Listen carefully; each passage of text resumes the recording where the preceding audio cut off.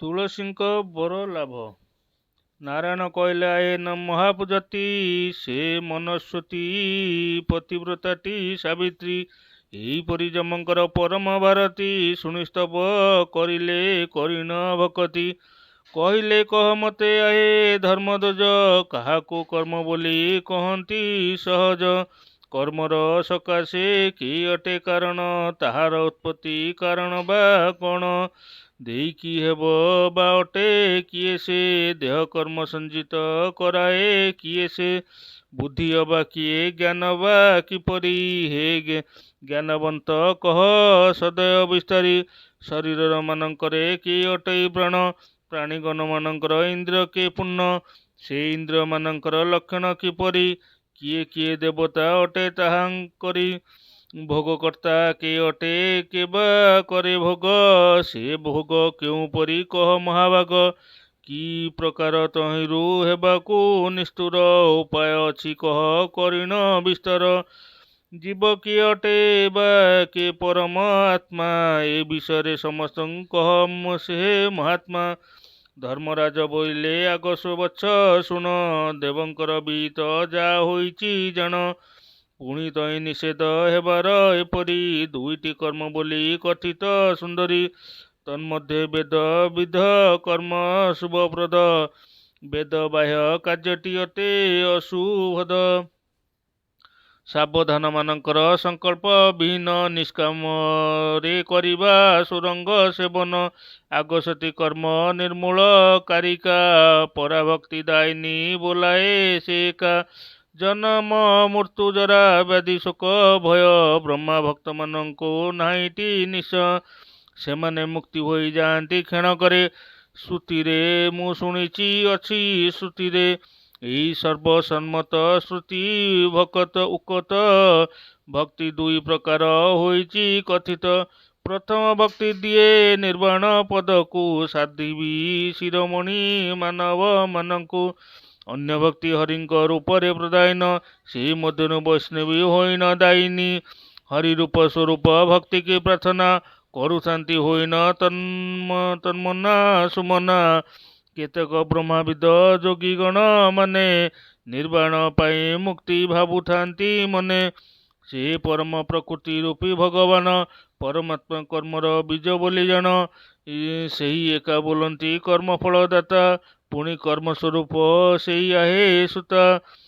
ସେ ପରମ ବ୍ରହ୍ମ ଏକା କର୍ମର କାରଣ, ତାହାଙ୍କଠାରୁ କର୍ମ ହୁଏ ଉତ୍ପାଦନ। ଏ ଜୀବ କର୍ମ ଫଳ ସମ୍ଭୋଗ କରାଇ, ସେ ଆତ୍ମା ତ ନିର୍ଲିପ୍ତ ଭୋଗିବେ କି ପାଇଁ। ଆତ୍ମାର ପ୍ରତିବିମ୍ବ ଅଟେ ଏହି ଜୀବ, ସେ ଏକା ଦେଇ ବୋଲି ବୋଲାଏଟି ଭାବ। ଏ ଦେହ ପଞ୍ଚଭୂତମୟ ଯେ ନଶ୍ୱର, ଉଶ୍ୱାସ ବୁଦ୍ଧି ଟିକି ବିଶ୍ୱାସ ନକର। ପୃଥିବୀ ଜଳ ତେଜ ବାୟୁ ଯେ ଆକାଶ, ସୃଷ୍ଟିଜାତ ବ୍ୟାପାରେ ଶ୍ରୁତ ଏକ ପ୍ରକାଶ। ଜୀବରୂପ ଦେହଟି କର୍ମର କରତା, ଭକ୍ତା ମଧ୍ୟ ସେ ଅଟେ ଶୁଣ ଗୋ ବିନିତା। ପରମାତ୍ମା କେବଳ ଭୋଗ କରିଥାନ୍ତି, ପରାରହ ତାହାଙ୍କର ନାହିଁ କୁନ୍ଦନ୍ତି। ଐଶ୍ୱର୍ଯ୍ୟ ପ୍ରଭେଦରେ ସମ୍ଭୋଗ ମିଳଇ, ମୁକ୍ତି ପୁଣି ନିଃସୃତି ସେହିପରି ପାଇ। ସଦ ପୁଣି ଅସଦ ବିଷୟ ବିଭାଗ, ଭେଦର ବୀଜ ଜ୍ଞାନ ରୂପ ଅଟେ ଆଗ। ବିବେଚନା କରିନ ବୁଦ୍ଧି ଗୋ ଜନନୀ, ସେ ବୁଦ୍ଧି ଜ୍ଞାନୀ ମାନଙ୍କୁ ବୋଲାଏ ଜନନୀ। ସେ ବୁଦ୍ଧି ଜ୍ଞାନଟି ସ୍ୱରୂପଟି ପୂର୍ଣ୍ଣ, ପବନ ପ୍ରାଣୀଙ୍କର ବଳେ ଅଟେ ପ୍ରାଣ। ଈଶ୍ୱରଙ୍କର ଅଂଶ ସଂଶୟାତ୍ମକ ମନ, ହୃଷିକ ସେମାନଙ୍କରେ ବୋଲାଏ ସେ ହୀନ। ଦେହୀଙ୍କର କର୍ମ ନିର୍ବାଜ୍ୟ ପୂର୍ଣ୍ଣ, ପ୍ରେରକ ନିରୂପ ଅଟନ୍ତି ମନ। ଜ୍ଞାନ ବେଦ କରାଏ ଅଦୃଶ୍ୟ ବୋଲାଏ, ସକଳ ପ୍ରାଣୀଙ୍କର ହୃଦୟ ରହିଥାଏ।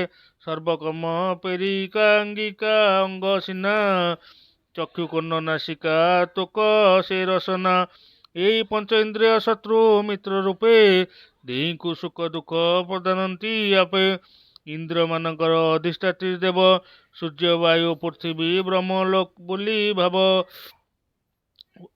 ପ୍ରାଣ ଦେହ ଆଦି ସେ ପୋଷଣାକାରୀ, जीव ही बोलाନ୍ତି आग बिंब धरी प्रकृतिर अति जेहिटी निर्गुण परम ब्रह्म सेई परमात्मा पूर्ण ସ୍ୱୟଂ ସେ ଭଗବାନ ଶ୍ରୀକୃଷ୍ଣ କେବଳ କାରଣର କାରଣ ବୋଲାନ୍ତି ଭଳ ଜ୍ଞାନୀକୁ ଜ୍ଞାନ ରୂପରେ ପଚାରିବା କଥା କହିଲୁ ଛାଡ଼ିଲା କି ସେ ସଞ୍ଚୟ ବ୍ୟଥା ସ୍ୱସ୍ଥାନକୁ ସୁଗତି କର ଗୋ ସୁମତି ତାହା ଶୁଣି କହିଲେ ସେ ସାବିତ୍ରୀ ସତୀ ଜ୍ଞାନ ପାରାବାର ତ ଅଟେ ଆପଣଙ୍କର କାନ୍ତକୁ ଛାଡ଼ି ପୁଣି ଯିବି କେଉଁଠାକୁ ପଚାରିବାରୁ ପ୍ରକାରେ ଦିଅ ସଦୁତ୍ତର ସଦୟ ହୃଦୟରେ ଦୟା କୁପାର ପ୍ରାଣୀ କେଉଁ କେଉଁ କର୍ମ କରି କେଉଁ କେଉଁ ଯୋନିକି ଯାଆନ୍ତି କିପରି କେଉଁ କର୍ମ କରିଲେ କରେ ସ୍ୱର୍ଗ ଭୋଗ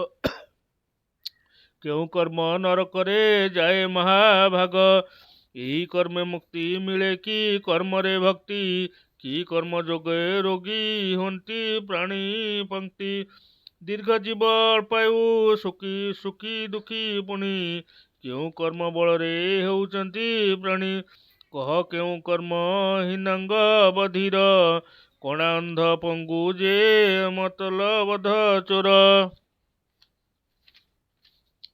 ପୁଣି କେଉଁ କାର୍ଯ୍ୟ ବଳ ଲଭନ୍ତି ସୁଶୋଧି ଲଭନ୍ତି ଚତୁଷ୍ଟୟ ମୁକ୍ତି ଶାଲକାଦି କେଉଁ କେଉଁ କର୍ମ ହୁଅନ୍ତି ତପି ଦୋଜ ସ୍ୱର୍ଗ ଦୁର୍ଗ ଭୋଗନ୍ତି କରି କେଉଁ କାର୍ଯ୍ୟ କେଉଁ କର୍ମ କରନ୍ତି ଯାଇନ ବୈକୁଣ୍ଠେ ବସିଥାନ୍ତି ବୈକୁଣ୍ଠଙ୍କର ଉପକଣ୍ଠେ ସର୍ବୋତ୍ତମ ଗୋଲାକାର ଯେ ନିରାମୟକୁ ଯାଆନ୍ତି କେଉଁପରି କରିକି କର୍ମକୁ କହ କେତେ ପ୍ରକାର ଅଛଇ ନରକ ତାହାଙ୍କର ନାମ କିସ ସଂଖ୍ୟା ବା କେତେ କିପରି କେଉଁ ନରକ କୋ ନରକକୁ ଯାଇ କହ ସେ କେତେ କାଳ ସ୍ଥାନ କରିଥାଇ କେଉଁ କେଉଁ ପାପରେ ପାପୀଙ୍କର ଶରୀରେ କେଉଁ କେଉଁ ଆମୟ ଜାତ ହୋଇପାରେ ପ୍ରତୀକର ବିଷୟ ଯାହା କଲି ମୁଁ ପୁଚ୍ଛ ସେ ସମସ୍ତ ଦୟାରୁ କହ ସୂର୍ଯ୍ୟ ବଛ ଏଇଠାରେ ଶ୍ରୀଦେବୀ ଭାଗବତ ମହତ ପୁରାଣ ନବମ ସ୍କନ୍ଧର